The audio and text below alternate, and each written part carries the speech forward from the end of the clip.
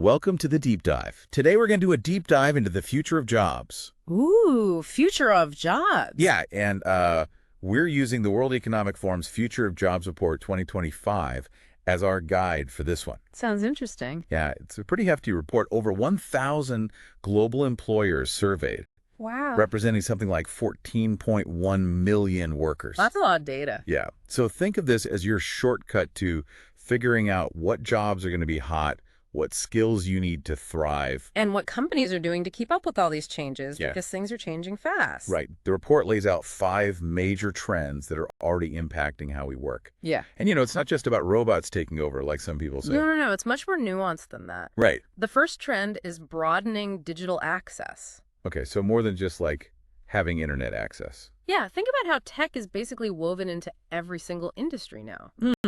Yeah, that's true. Like, you've got farmers using AI to manage crops, financial institutions using blockchain for secure transactions. I saw something about artists using AI to create new kinds of art, too. Exactly. It's not just about being good with computers anymore. It's about understanding how technology is changing the game in every single field. Okay, so that's broadening digital access. What's the second trend? Economic uncertainty. Ooh, that one sounds a little scary. Well, with inflation and worries about slower economic growth, employers are definitely looking for ways to do more with less. I've heard about some companies laying off workers, but then in the same breath, talking about needing to hire people with new skill sets. Exactly. It's almost like some jobs are being lost, yeah. But new ones are popping up to help companies navigate all this uncertainty. You got it. Okay, so what's the third trend the report talks about? Geopolitical fragmentation. Okay, I have to admit, that one sounds a little ominous. I know, right? Like, what does that even mean for my job? Well, we're seeing rising trade tensions, conflicts, and government policies that are shifting the global landscape, right? Yeah. These events can disrupt supply chains, create uncertainty for businesses. And ultimately impact job security. Exactly. Okay, so it's like, if my company relies heavily on international trade, or let's say is significantly impacted by government regulations, this trend is something I need to pay attention to. Absolutely. You got to recognize potential vulnerabilities and plan accordingly. Got it. Trend number 4 is the green transition. I think most people are familiar with that term by now. Yeah, it's definitely a hot topic. But how does the report specifically connect it to jobs?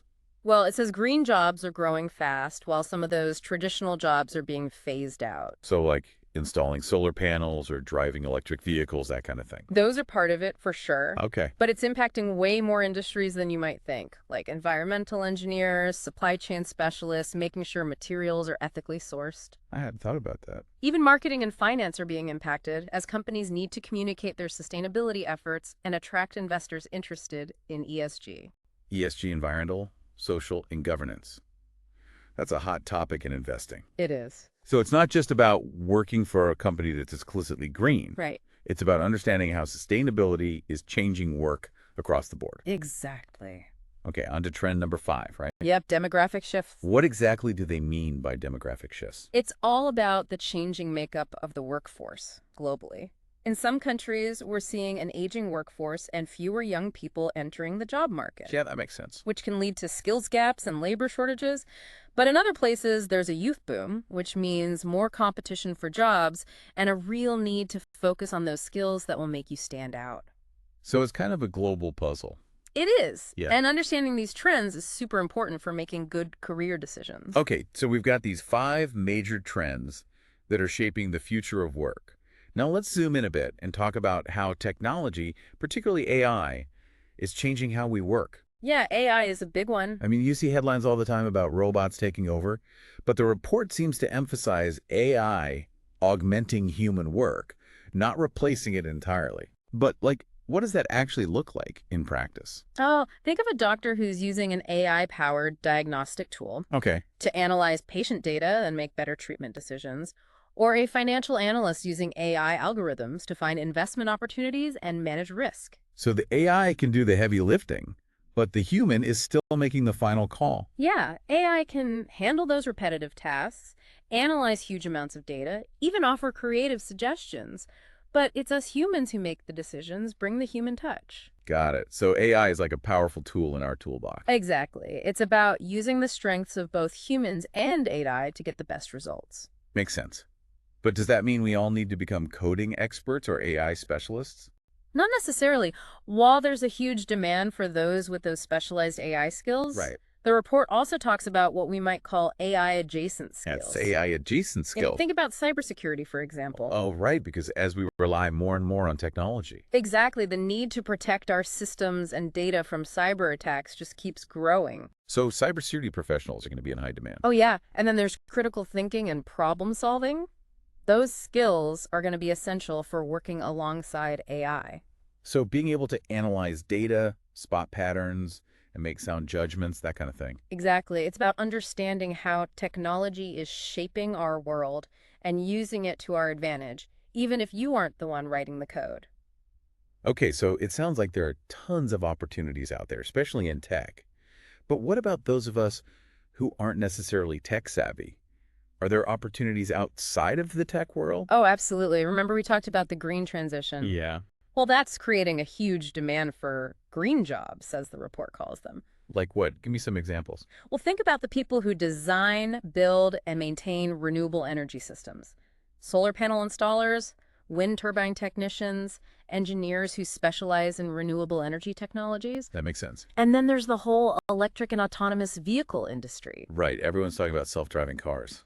Exactly. We need people to design and manufacture those vehicles, develop the software, and build the charging infrastructure. So lots of jobs in transportation Oh, yeah. And don't forget about environmental consultants. who help companies become more sustainable. Exactly. Or urban planners who are designing eco-friendly cities. That sounds like a cool job. It is. And then there's sustainable agriculture, where we need experts in soil health, water conservation, and organic farming practices. So the green transition is creating jobs across all sorts of fields, not just the ones we typically think of as environmental. Exactly. It's about understanding how sustainability is impacting every sector and finding ways to contribute to a more sustainable future. Okay, so all of this sounds exciting, but let's face it, some jobs are on the decline. And the report talks about this too, right? Certain roles that are being hit hard by automation. Right. The jobs most affected by automation tend to involve a lot of repetitive, routine tasks. Think about data entry clerks, factory workers doing the same manual task over and over again. Even some admin roles are being replaced by software. So it's like not necessarily whole job categories disappearing, but specific tasks within jobs that are getting automated. Exactly. And this shift means that workers in those roles need to adapt, learn new skills to stay relevant. Okay, so it's not just jobs disappearing, it's certain skills becoming obsolete. Right. And the report says a big chunk of core skills will change by 2030. Whoa, that's a lot of change. It is, but the good news is that a lot of the most in-demand skills are what we might call human skills. Human skills, I like that. Tell me more. Well, think about things like critical thinking, problem solving, creativity, communication, collaboration, emotional intelligence. These are all those things that robots can't really do. Exactly. They're what set us apart from machines. So it's not just about tech skills anymore. It's about developing those uniquely human qualities that are becoming even more valuable. Precisely. In a world where AI can handle those routine tasks and process tons of information at lightning speed, it's those human skills that let us thrive. Okay, so we need to focus on developing these human skills. Got it. But what about those of us who are already in the workforce?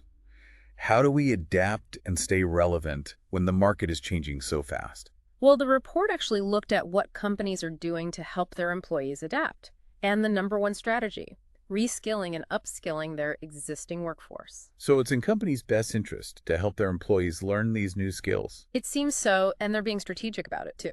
What do you mean strategic? They're not just throwing money at random training programs, they're focusing on helping their employees adapt to AI, work alongside it effectively. So if my company is investing in AI, they should also be investing in me learning how to use it. Right. And while they're hiring people with specific AI skills, Right. they're also changing their businesses to use AI strengths, which often creates brand new opportunities for employees who are already there. So it's not just about robots taking over. It's about finding new ways for humans and AI to work together. Exactly. And this focus on reskilling and upskilling, it also tells employees that they're valued. Yeah, like we want you to grow with us and we're willing to invest in you.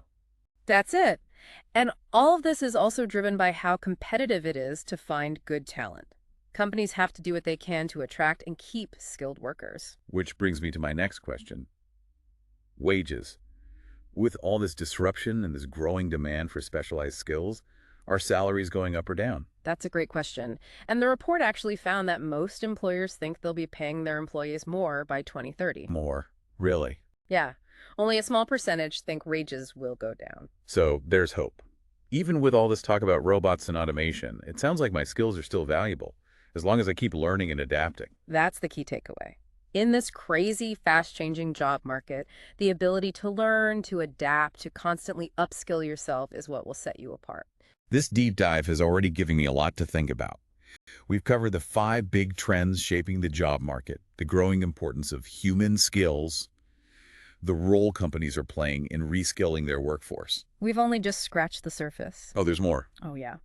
In the next part of our deep dive, we'll explore some specific strategies for navigating this job market and setting yourself up for success. Ooh, can't wait. Stay tuned, listeners. We'll be right back with more insights from the World Economic Forum's Future of Jobs Report 2025.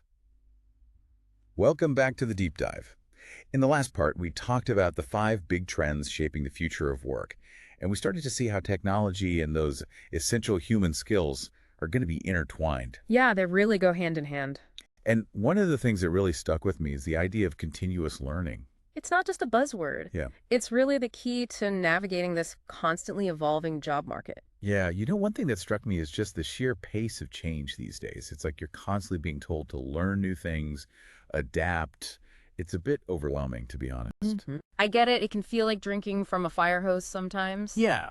But the report had some good insights into how companies are actually approaching this whole reskilling and upskilling thing. Oh, good, because I was starting to think everyone was just going to get thrown back to college. No, they're getting way more creative than that. Oh, good. Like one approach that's becoming really popular is micro-learning. Micro-learning. Yeah. So instead of those long, boring seminars, it's more about delivering info in bite-sized chunks, usually online. I like the sound of that. Yeah, so you might watch a short video on a very specific skill, Okay. complete an interactive module, or even just listen to a quick podcast episode. Like this one. Exactly. And because it's often online, you can access it anytime, anywhere. Perfect for our busy lives and, let's be honest, our sometimes short attention spans. Exactly. Another big one is personalized learning. Okay, personalized learning. Tell me more about that. It's basically tailoring training programs to an individual's specific needs and goals. So instead of everyone getting the same generic training, it's about figuring out exactly what skills you need to move forward in your career.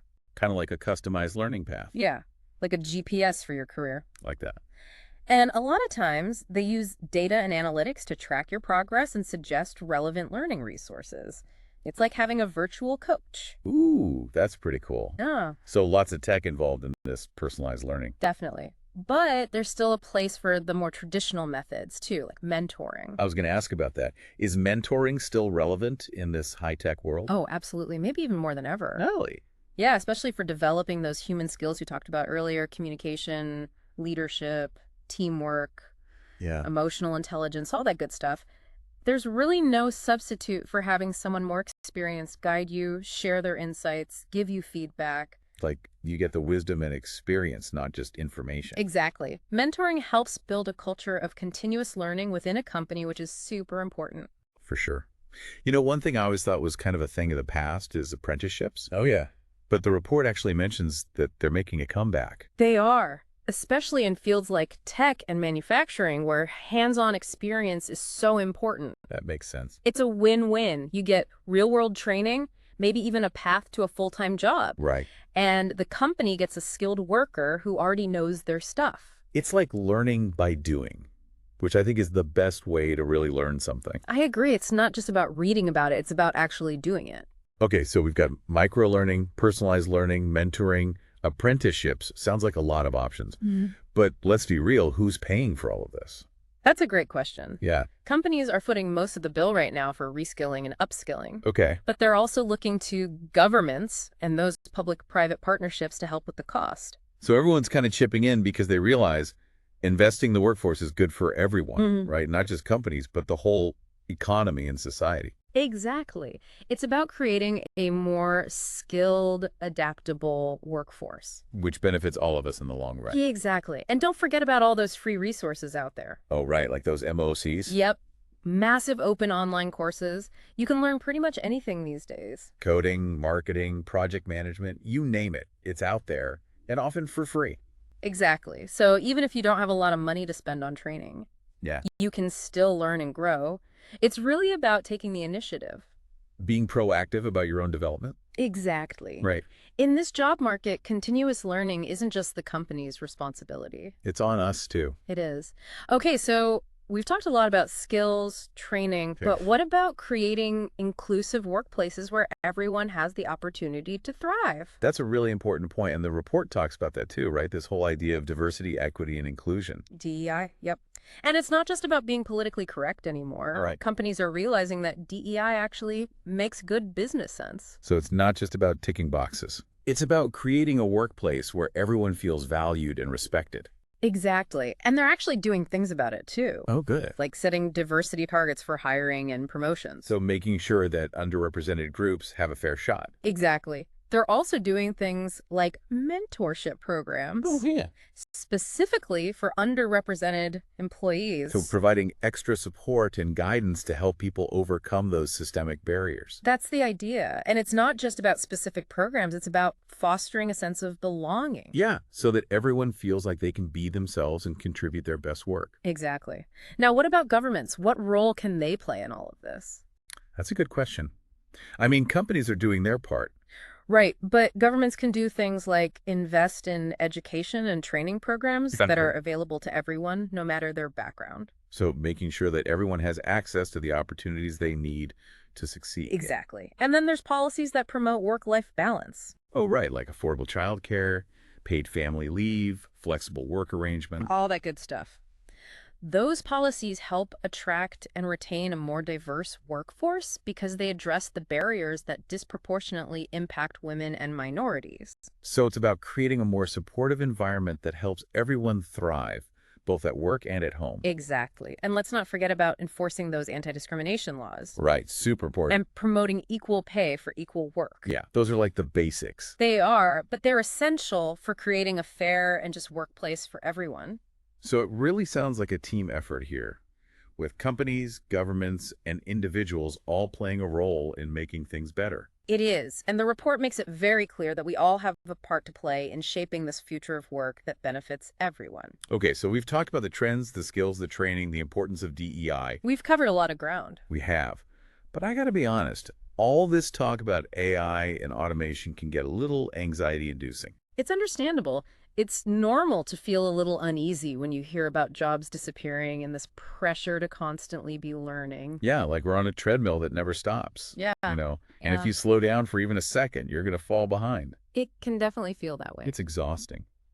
Yeah. So how do we deal with that feeling? How do we stay sane in this crazy world? Well, one thing that helps is to focus on what you can control, Which is, your own learning and development. oh, okay. So instead of worrying about all the things I can't change, Right. I should channel that energy into learning new skills that will make me more adaptable and resilient. Exactly. Take ownership of your career destiny. Yeah. You have the power to shape your own future. I like that. And remember, learning doesn't have to be a drag. It can be fun. Explore new topics. Challenge yourself intellectually. Yeah, it's about finding ways to make learning a part of your life, not just a chore. Right. And having a good support network is crucial too. Okay? Surround yourself with people who encourage you, offer guidance. Yeah, people you can turn to when you need help. Exactly. You don't have to go through this alone. That's good to remember. It is. And it's also okay to take breaks. Oh yeah, like step away from the computer. Exactly.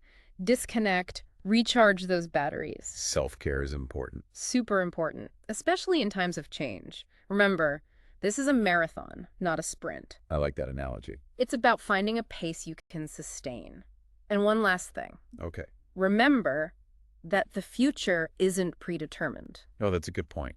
We create the future through our choices and actions. So instead of just waiting to see what happens, Right. we can actually shape the future of work by being proactive. Exactly.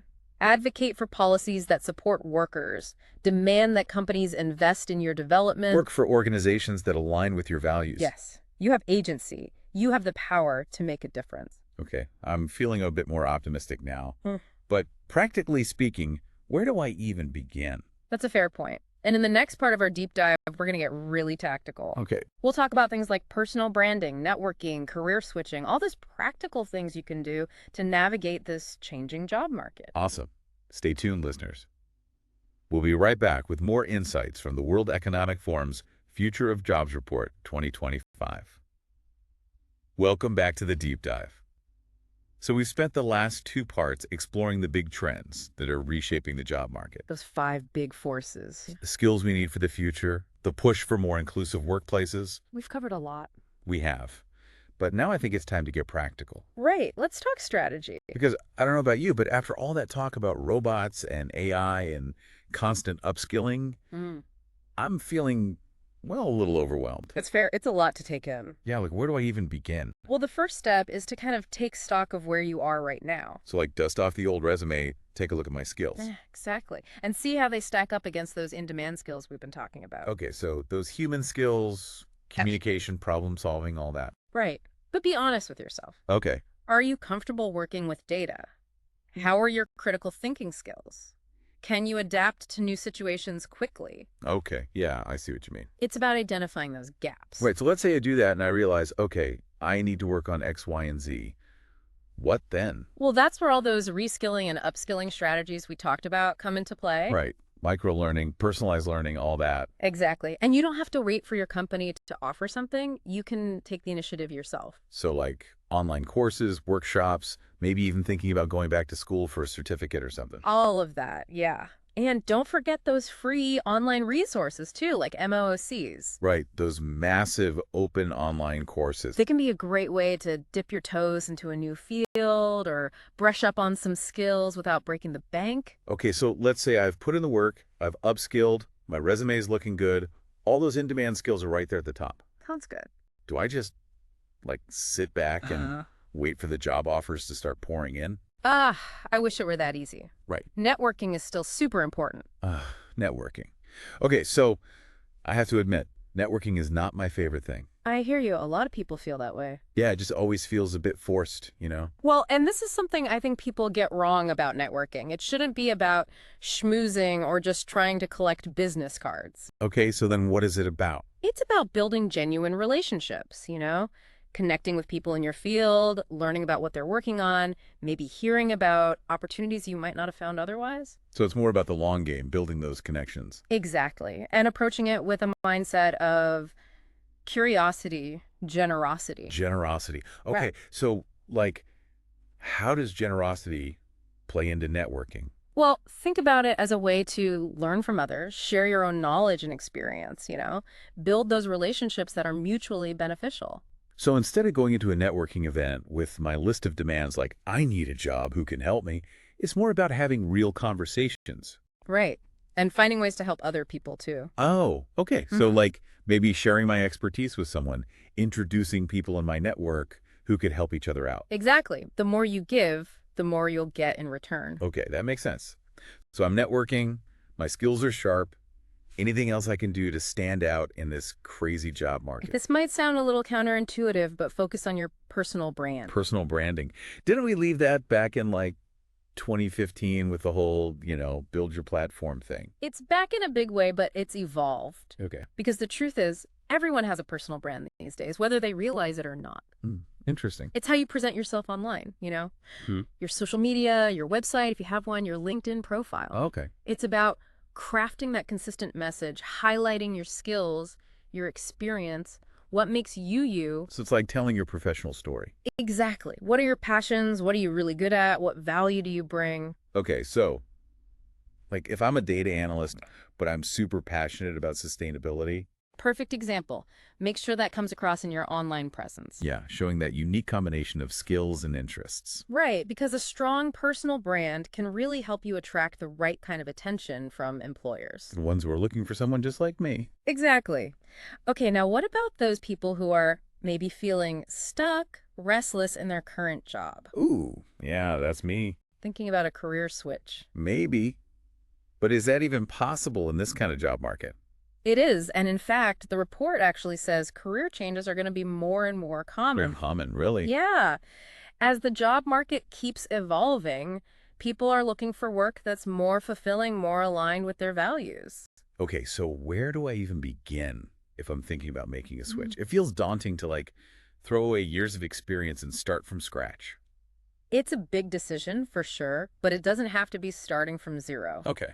The key is to think about your transferable That's skills. transferable skills, right? Those skills that are valuable across different industries, not just specific to one job. So like if you're a teacher, hmm you probably have great communication skills, organizational skills. Those are useful no matter what you're doing. Exactly. So once you've identified those transferable skills, you can start exploring different fields that might be a good fit. And maybe test the waters a bit, volunteering, internships, online courses. All of that, yeah. Anything you can do to get some experience in that new field. Show that you're serious about making the switch. Right. And the more you can demonstrate your interest and aptitude, the easier that transition will be.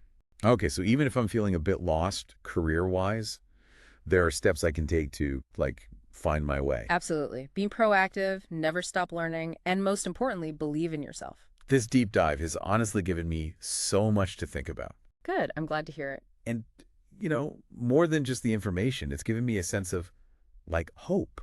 Oh, I love that. Like, okay, the future's uncertain, but I can do this. That's the spirit. And remember, the future of work isn't something that just happens to us. Right. We create it through our choices, our actions. So to all our listeners out there, Yes. embrace the challenge, never stop learning, stay connected with people, and keep believing in yourselves. Beautifully said. The future is yours to shape. Thanks for joining us on The Deep Dive. And until next time, keep those brains buzzing.